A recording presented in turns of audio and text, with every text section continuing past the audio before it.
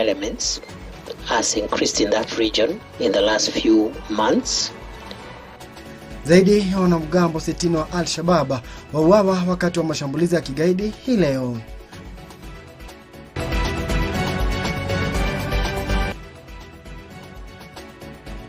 Waumini wa kanisa la Katoliki kaunti ya Nyeri wakubwa na huzuni kufuatia kufariki kwa Padre Joseph Mwangi Kamamia.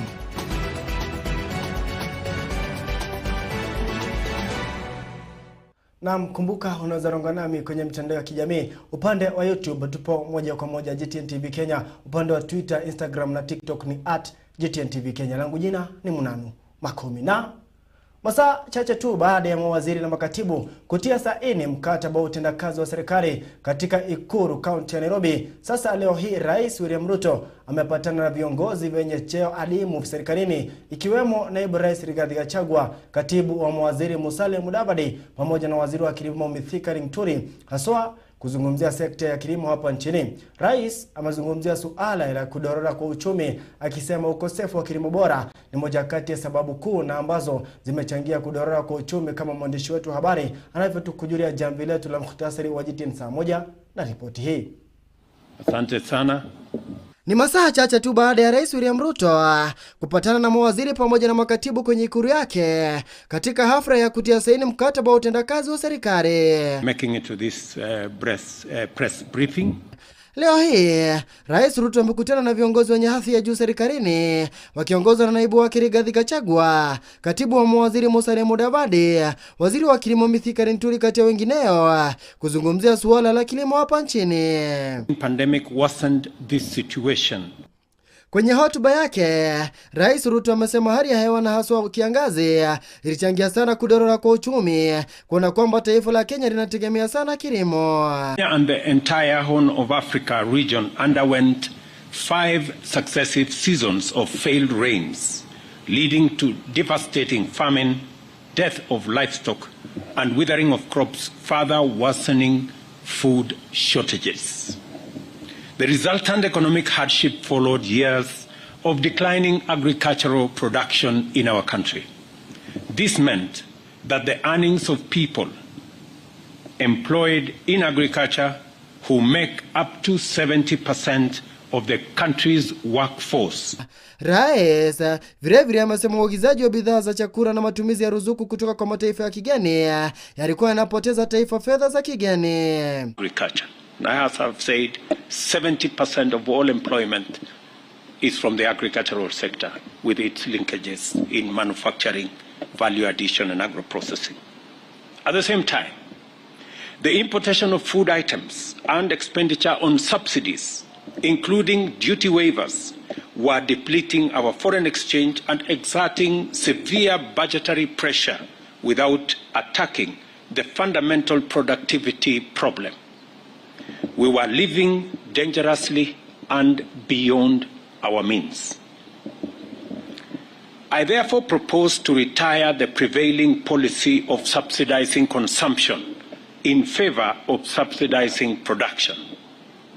Instead, we started investing in agriculture, the country's biggest employer, largest contributor to our GDP. Aidha, William Ruto ameendelea kusema serikali yake iko katika harakati za kukidhi mahitaji ya kitaifa ya mahindi kwa ukamilifu wa mwaka huu, huku akisema wakulima wamejitayarisha angeliposa kuwafikia swala hili, na kusema kuwa mwaka huu taifa la Kenya linatarajia magunia milioni 44 ya mahindi. Kenya produced 39 million bags of maize. In 2018, production rose to 44 million bags of maize, but later came down to 40 in 2019, and again 40 million bags in 2021. Our target this year and annually going forward is to produce 61 million bags annually between this year all the way to 2027. Long rains annually account for 80% of our season production. From the long rain season alone, which is underway, and we want to thank God that we got rain this year better than the last several years. We estimate a yield of 44 million bags in this season, compared to last year's 32 million bags. We estimate that we will get an extra 12 million bags, thanks, by the grace of God, to the rains that we got, thanks to the patriotism of our farmers. If there are patriotic citizens of our country, it is our farmers. Our farmers have come in full force. They have gone beyond their normal call of duty to respond to our intervention, and they are doing a phenomenal job as a farming. Zaidi ya hayo, Rais Ruto amesema kuwa mbolea siku hizi inawafikia wakulima kwa wakati ili waweze kujitayarisha vizuri, huku akisema kiasi kilichotumika hadi sasa kwenye programu ya mbolea ni sehemu ndogo ya ruzuku ya kila mwaka. Digital registration exercise. For the first time in more than a decade, the fertilizer reached farmers in time to prepare for planting, and in that time we delivered 2 million 50 kilogram bag to farmers last season. Similarly, since the onset of the long rains this year, we have prepared farmers in 41 counties and delivered to them 3,536,162 bags of crop-specific, region-specific fertilizer, and in the process registered more than 5 million farmers and issued 3,628,512 e-vouchers and established a last-mile distribution network. For the first time in our country's history, we are providing farmers with fertilizer whose formulation is customized to feed crops with their specific requirements of elements and address local soil nutrient composition. It is also the first time that fertilizer has been delivered directly to farmers on the basis of land acreage and crop production capacity, thanks to technology. Our last mile logistics were enhanced through effective partnership with county governments, and as a result, counties and communities. Na kwenye sekta ya miwa, Rais Ruto amesema kuwa sekta hii imejaa na mchanganyiko wa kila aina, akusema kuwa kuondoa madalali kumeweza kukomesha ufisadi. Some of the we've had confusion and chaos actually in the whole sugar subsector, and we are streamlining that sector because the whole sugarcane sector has been riddled with all manner of confusion and poaching of sugarcane from one corner to another.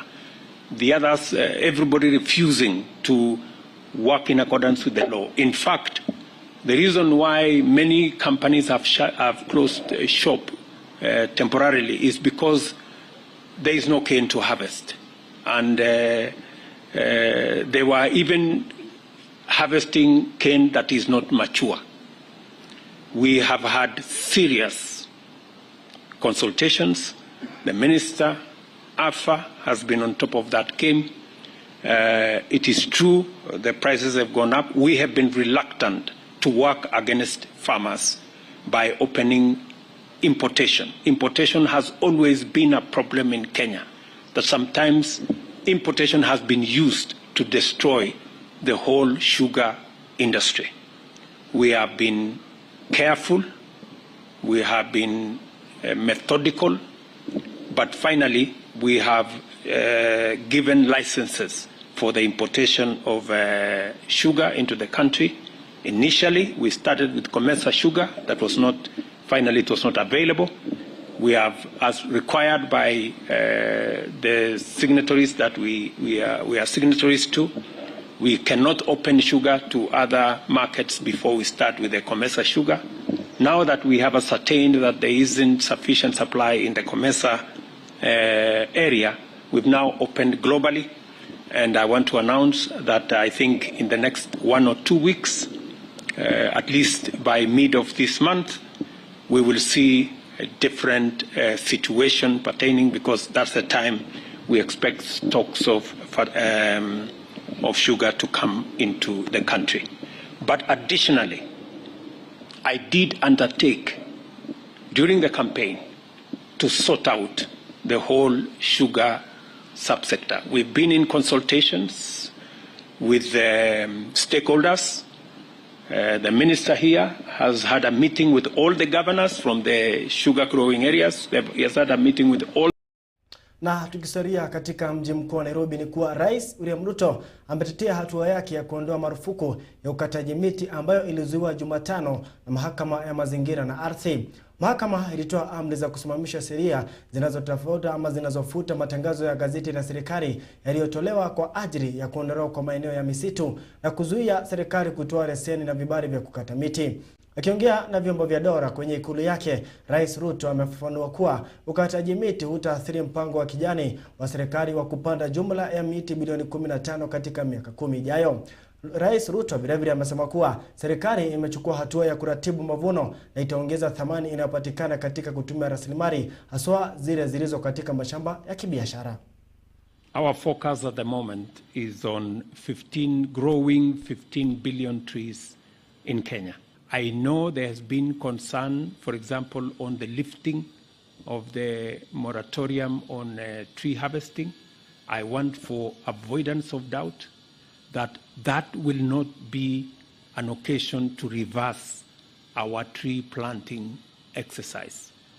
What we are doing, we are going to make sure that that exercise does not lead to what we have seen in the past. And it is the reason why this year we have hired an extra 1,500 forest officers, including wardens, to make sure that we take full charge of the exercise around our forests, and to make sure that if we are harvesting trees because they are mature and they are commercial plantations, it is just that, coordinated properly, because there is value in us using some of the resources, especially in the commercial plantations, to drive our 15 billion tree growing plan.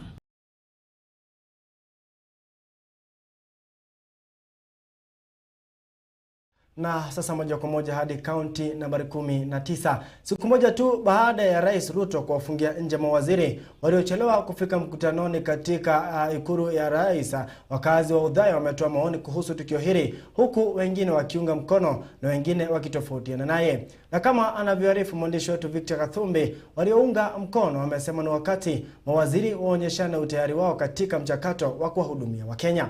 Wakazi wa Udhaya wametoa maoni kufuatia tukio la siku ya Jumanne ambapo Rais Ruto aliwafungia nje mawaziri na makatibu wakuu ikuluni baada ya kuchelewa mkutanoni waliofaa kusaini mkataba wa utendakazi.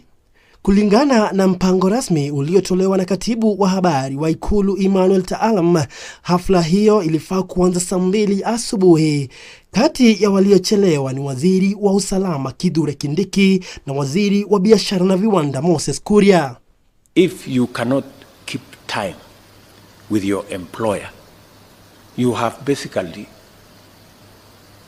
dismissed yourself. I mean, it's just as simple as that. So, for those who came late, who are members of the executive, I will be expecting a written explanation, and it should not include matters of traffic. Wakilonga na runinga ya GTN, wakazi hawa wameunga mkono Rais Ruto huku wengine wakikataa. Waliounga mkono walisema Rais Ruto anafanya jambo mufti kwa sababu ana nia ya kuhakikisha walipa ushuru wanafaidika, na hivyo basi hawataki uzembe kazini. Kwa maoni yangu naona hivi, yani walifanyia tu poa juu ile mkutano haikuwa ya emergency, walikuwa na time poa ya kujipanga wajisote. Kuko na ndege, kuna misi mingi kama viongozi wakifika tu kwa mapema. Mimi ningesema hivi, waacha rais wetu afuatilie tu hivyo aweke kwa line. Hiyo meeting nyingine watafika tu ile time na fiofa wawe wamefika tayari. Hiyo ni vile ni maoni yangu ilivyo. Aidha, wamesema ili kuwa kielelezo chema kama viongozi wanafaa kufika mapema ili waonyeshe uwepo wao kuwahudumia Wakenya haswa nyakati kama hizi ngumu. Kuna vile walifanya mbaya kwa sababu kama walikuwa wameambiwa kila mtu afike on the time wakachelewa kidogo, hiyo bado walifanya makosa. Aidha, wamemrai Rais Ruto kuendelea vivyo hivyo na hata kuwapiga kalamu wasiojituma. Wacha waandike hiyo barua, watakuwa tu wengine watafuatilia hiyo kama watachukuliwa hatua. Lakini hii hatua ikifanya kazi yake, yote itakuwa tu sawa. President wetu endelea tu hivyo, atakaa tu Ulanda vile unavyotaka na Kenya yetu italainishwa na wewe na viongozi ambao bado wanakushikilia. Shikilia tu hapo Dandi. Uko sawa. Akishindwa afutwe sababu kuna wengine wanataka kazi. Na hata wanaweza kufanya kazi mzuri hata kuchida wao. Waliokinzana na Rais Ruto walisisitiza kuwa waliofungiwa nje hata kama juhudi zao za kufika katika hafla hii ilikuwa dhahiri.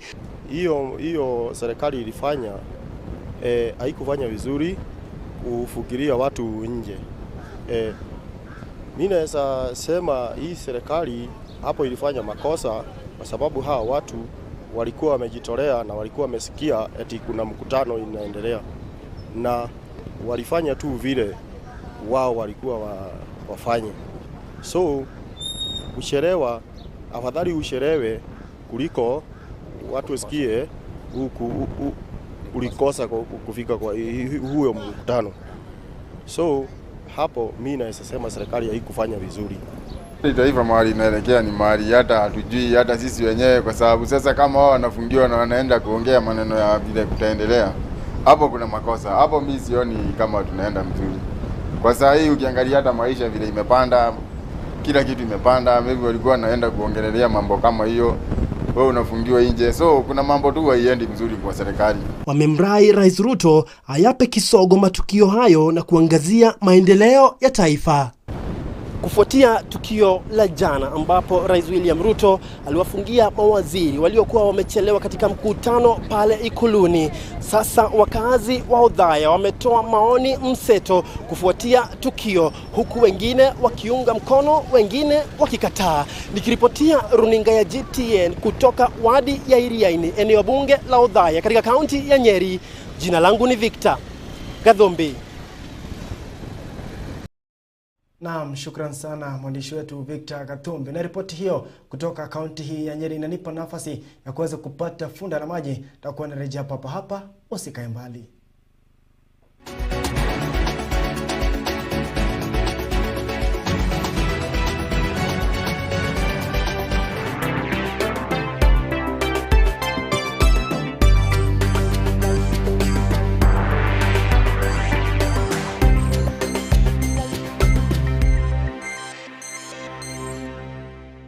RBG Works Limited is a construction company that deals in construction materials produced with state-of-the-art machines. They are uniquely designed to fit all your construction needs for buildings, roads, pavements, parking lots, bridges, and many more. The materials include interlocking hollow blocks, cabro pavers, road curbs, road channels, hollow ports, louver blocks, paving slabs, wall coping, side slabs, spindles and balustrade, coverts and concrete posts. For more enquiries, you can contact us on 0738 123 123, that is 0738 123 123, or visit our company that is located opposite Kagumo Teachers College along the Nyeri Mukureni Road. All are welcome.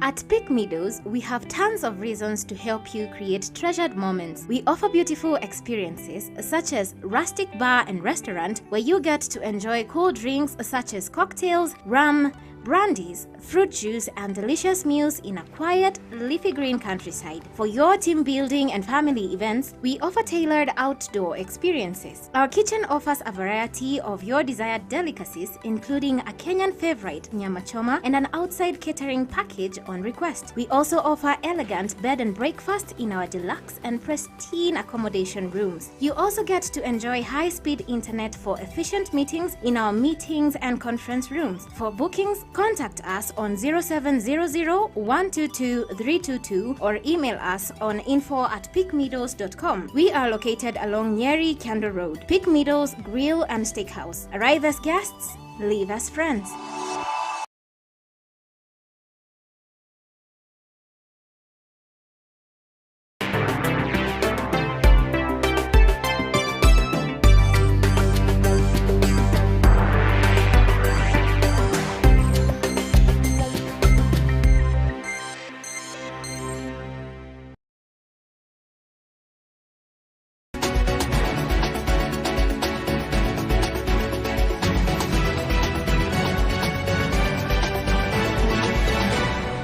Naam, karibu tena. Zaidi ya wanamgambo 60 wa Al-Shabaab wameuawa wakati wa mashambulizi ya kigaidi yaliyozuiwa hii leo yakilenga makundi manne ya mabasi katika makutano ya Lamu na Tana River. Waziri wa usalama wa ndani Profesa Kithure Kindiki alipofika mbele ya kamati ya bunge la elimu ili kutoa mwanga zaidi kuhusu juhudi za serikali za kuhakikishia walimu usalama katika maeneo kame na nusu kame nchini, amefichua kuwa wanafunzi 37 wamejitoa katika uasi wa Al-Shabaab wakiwa na wanausalama 30 kuuawa katika kipindi cha miezi miwili pekee. We have intelligence that the presence of terror elements has increased in that region in the last few months for reasons that are beyond Kenya, because there are reasons which are external, emanating from activities in Somalia at the moment. We are withdrawing non-local teachers to safe areas because we consider this to be a period of high security threat. We are pulling teachers together. Teachers who are operating in a certain locality, we pull them together to reside in a central safe place where they are guarded by security officers and escorted to and from work. Na kwenye ripoti ya huzuni ni kuwa waumini wa kanisa la Katoliki kaunti hii ya Nyeri wana huzuni kufuatia kufariki kwa aliyekuwa padri wa parokia la Karibu katika kaunti hii, Kurathi la Kariku katika kaunti hii. Mwenda zake Padri Joseph Mwangi Kamamia alifariki juma lililopita kufuatia ajali ya barabara katika barabara kuu ya Nanyuki kuelekea Meru. Mwandishi wetu Sinida Chege ametuandalia ripoti kuhusu adhimisho ya mwenda zake.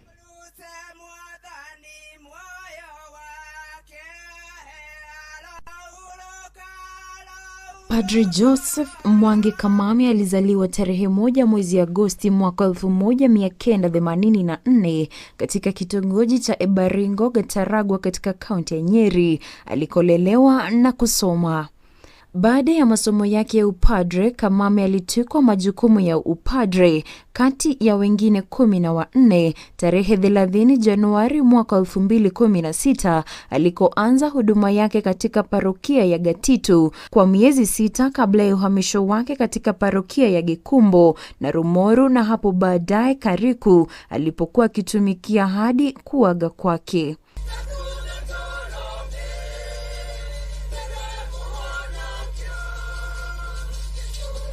Katika mwaka 2018 tarehe 8 mwezi wa 5, padre ambaye pia ni mwimbaji alizindua kipaji chake cha uimbaji na kutoa kibali chake cha kwanza cha lugha ya mama cha Reke Gai Arie Hedeshiothe, kumaanisha Mungu anene kila wakati. Bwana Isaka Reke Gai Arie Hedeshiothe no waingira ndoge hotana.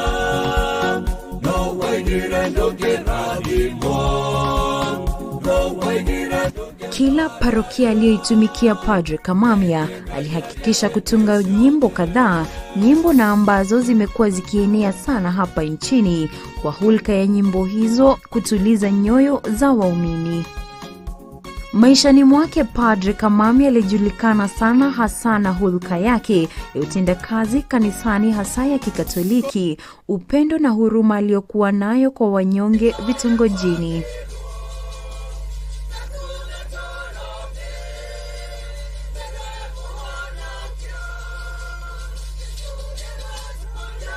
Padre Joseph Kamami alipatwa na ajali mbovu katika barabara kuu ya Nanyuki kuelekea Meru Jumamosi tarehe 29 mwezi uliopita na kufariki kwa umri wa miaka 39.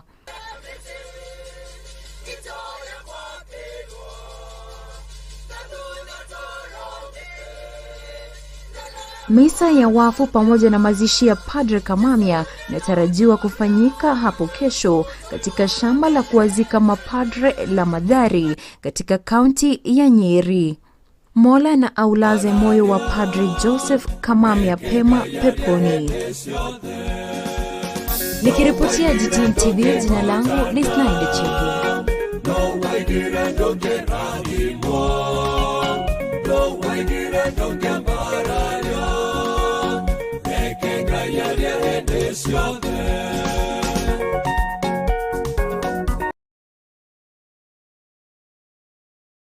Na tunatuma vile arafa zetu za rabirabi zetu kwa familia ya mwenda zake. Mzozo baina ya wawakilishi wadi kutoka mrengo wa Azimio na Kenya Kwanza ulizuka ndani ya bunge la kaunti ya Kisii baada ya tetesi ya mchakato wa kumbandua spika wa bunge ya kaunti hiyo Philip Nyanumba. Wawakilishi wadi kutoka upande wa Azimio wamewakashifu wenzao toka UDA kwa kuwaleta maafisa wa polisi wa kupambana na ghasia ndani ya bunge hiyo kinyume na sheria za bunge hilo. Upande wao, wanachama wa UDA wameelezea hofu yao baada ya kupata ripoti kuna watu wanataka kushambulia kutokana na msimamo wao wa kisiasa. Wanataka kuleta tulete polisi alafu wakuje kukuwaidi ndio hiyo mswada yako iende through. Haiwezi. Hata ufanye, hata uchifanye, hata uchikunakune. Ni ngumu sana kupitisha hiyo mswada yako hapa ndani. Maaskari hakuna hata hawezi akaingia pale ndani ya assembly akuje kukusaidia kusudi upitishe hiyo mswada. Kama hako na issue akuje. Hapa motion ikikuja, hata kama ni motion, tunasikia kuna watu wako na motion ya impeachment ya speaker. Hakuna tatizo. Wailete tuingie bunge tujadili, wakiweza kumtoa wamtoe. Wana imagine vitu, watu wa UDA waache kutusumbua. Hataki kuona maaskari hapa, watu wengine tuko na high blood pressure, tutaweza kuanguka. Na taarifa hiyo kutoka kaunti ya Kisii inatutilia kikomo muktasari wetu runinga Gtn mida ya saa moja, lakini yote 9:10 wawili watatu kwenye mitandao ya kijamii. Anamuona Eriko Meira anasema kwa mitamboni Stephen Kerimaina, Mamtaruka, Zadhuo Kamwangi, Shuko Wanganga, Frista Ferry na kati ya wengineo. Kwa sababu ya muda, niruhusu ni washukuru ambao wameweza kusaidia haswa kwa kusudi hili. Nikitoka hapa mhandisi Kimemi atakuwa anaingia na kipindi tukijipendacho sana haswa kipindi cha masomo ya kiufundi almaarufu TVET. Na kabla naondoke mitamboni siku zote na kuacha na dibaji la siku leo, ikiwa ni siku ya Jumatano, tunasema iwapo huna nia nzuri na binti wa kike kumwambia kwamba unampenda ilhali unamlahai, hiyo ni kumthulumu kisaikolojia, kumdanganya na kumpa hadi hewa. Kumbuka kwamba hiyo ni kusaliti hisia zake. Kumbuka kwamba kama huna nia naye, acha kumpatia matumaini na hadi hewa. Siku zote tunasema hisia za mapenzi kwa jinsia moja huwa ni hatari sana. Salia